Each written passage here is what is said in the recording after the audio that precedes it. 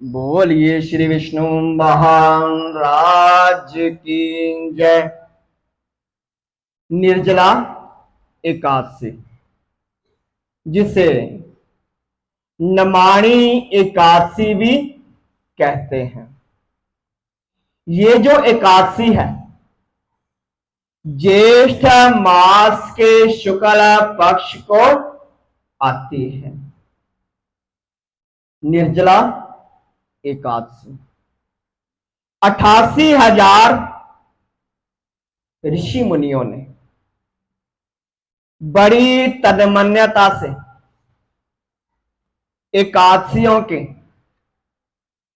पाप नाशक और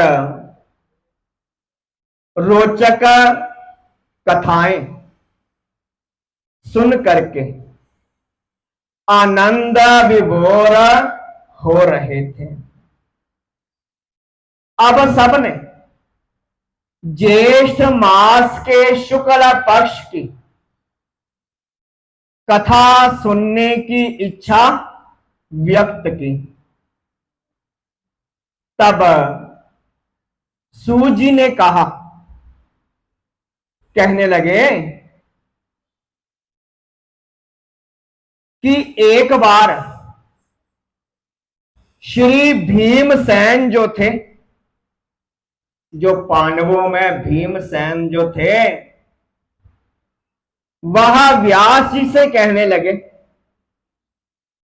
कि हे पितामह, भ्राता युधिष्ठिर, माता कुंती, द्रौपदी, अर्जुन, नकुल और सदैव आदि एकादशी के दिन व्रत करते हैं।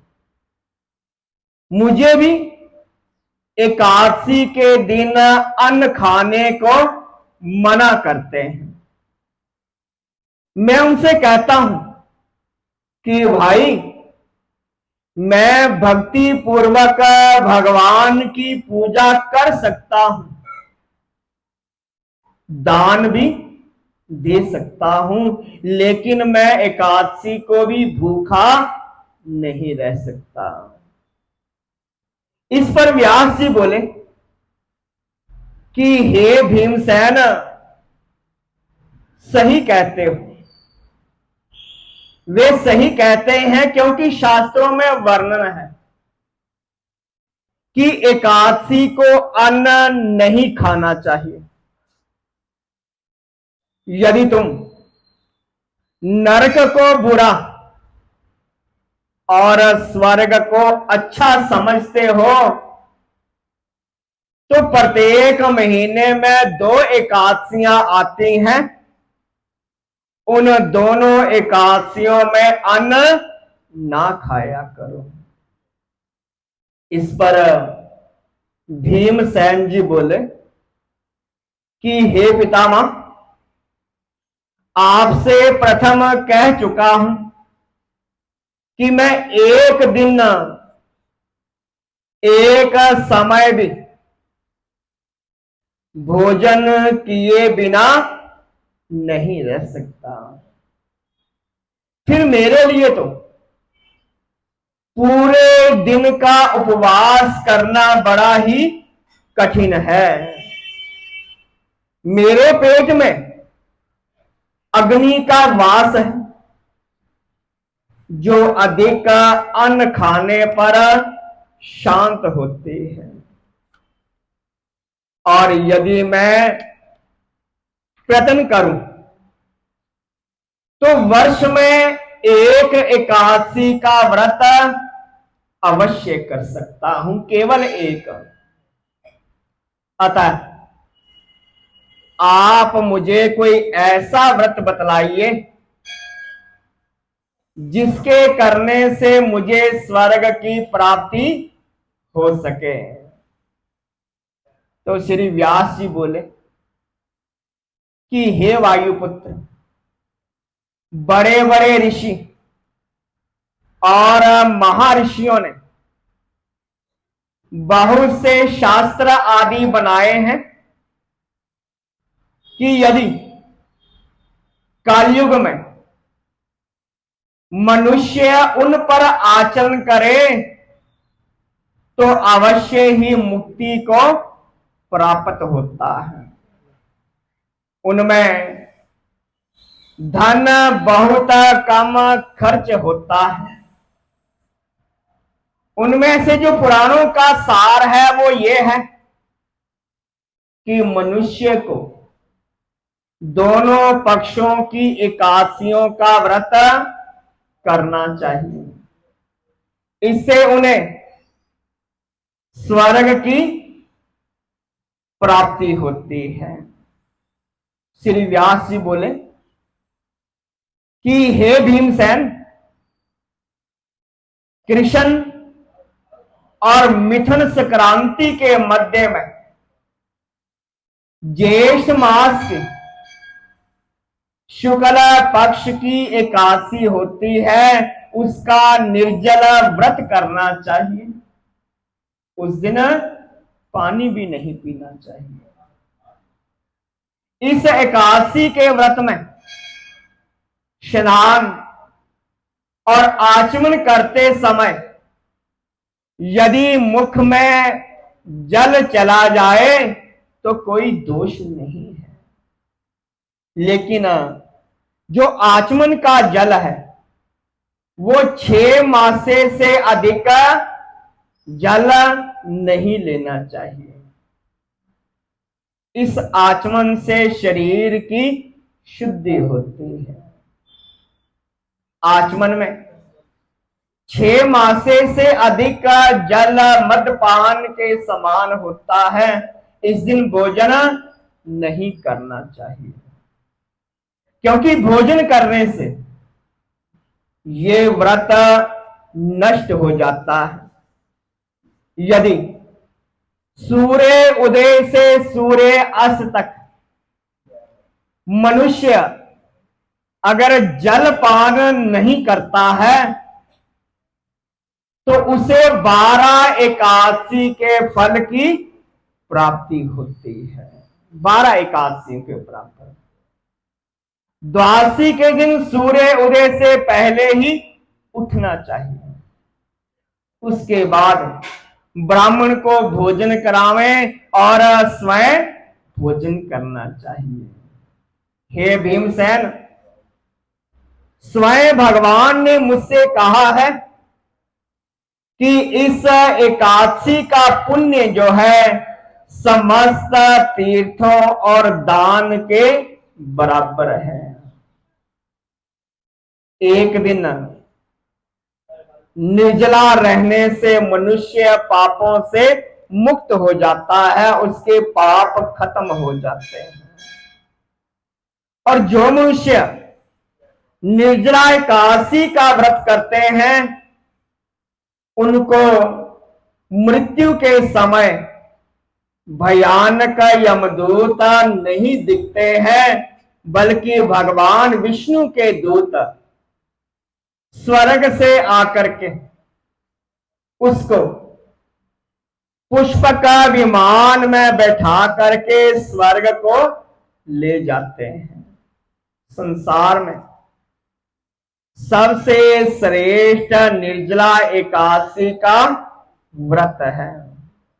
अतः यत्न पूर्वक इस एकादशी का निर्जला व्रत करना चाहिए और इस दिन ओम नमो भगवते वासुदेवाय इन मंत्रों का उच्चारण करना चाहिए। इस दिन गौदान करना चाहिए। इस एकादशी को भीमसेनी एकादशी भी कहते हैं, पांडवा एकादशी भी कहते हैं, नमाणी एकादशी भी कहते हैं और निर्जला एकादशी भी कहते हैं। निर्जला व्रत करने से पहले भगवान की पूजा करनी चाहिए और उनसे विनय करनी चाहिए कि हे भगवान, आज मैं निर्जल रहूंगा, निर्जल व्रत करूंगा और दूसरे दिन भोजन करूंगा। मैं इस व्रत को श्रद्धा पूर्वक करूंगा मेरे सारे पाप नष्ट हो जाएं। और इस दिन जल से भरा हुआ बर्तन, वस्त्र ढक करके, वस्त्रों से ढक करके फल और स्वर्ण सहित ब्राह्मण को दान करना चाहिए।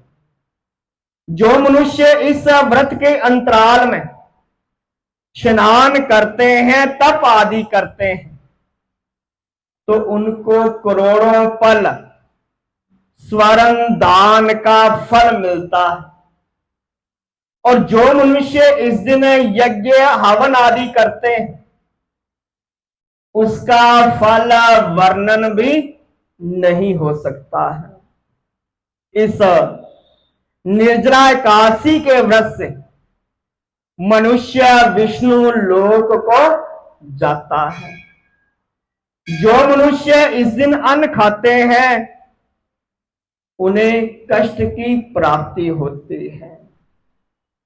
वे अंत में अनेक प्रकार के कष्टों को पाते हैं। मदपान करने वाले, चोरी करने वाले, गुरु से द्वेष करने वाले, झूठ बोलने वाले, जो इस व्रत को करते हैं, वह स्वर्ग लोक को चले जाते हैं। हे कुंती पुत्र, जो पुरुष या स्त्री इस व्रत को श्रद्धा पूर्वक करते हैं, उनके निम्नलिखित कर्तव्य हैं। उन्हें सर्वप्रथम विष्णु भगवान की पूजा करनी चाहिए। उसके बाद ब्राह्मणों को दक्षिणा, मिष्ठान आदि देना चाहिए। निर्जला के दिन अन्न, वस्त्र, छत्र, अनेक प्रकार के दान करने चाहिए। और ओम नमो भगवते वासुदेवाय का पाठ करना चाहिए। और जो मनुष्य इस कथा को प्रेम पूर्वक पढ़ते या सुनते हैं, वे भी स्वर्ग के अधिकारी हो जाते हैं। भक्त को चाहिए कि वो अपनी कमजोरियों को अपने गुरुजनों और परिवार के बड़ों से ना छिपाएं और उन पर विश्वास करते हुए अपनी समस्या उन्हें बताएं, ताकि वे उसका कोई उचित उपाय बताएं। इस प्रकार बताए गए उपाय पर श्रद्धा और विश्वास पूर्वक अमल करना चाहिए। अपने पितामह व्यास जी की कृपा से भीमसेन भी एक एकादशी का व्रत करके सारी एकादशियों के फल को प्राप्त करके स्वर्ग का भागी बन गया। बोलिए श्री विष्णु महाराज की जय। कथा विराम होता है, सुनिए वीर हनुमान। रामा सुनिए वीर हनुमान। राम लक्ष्मण सीता सहित सदा करो कल्याण। सियावर राम जय जय राम। मेरे प्रभु राम जय जय राम। करो कल्याण जय जय राम। बोलिए श्री विष्णु महाराज की जय।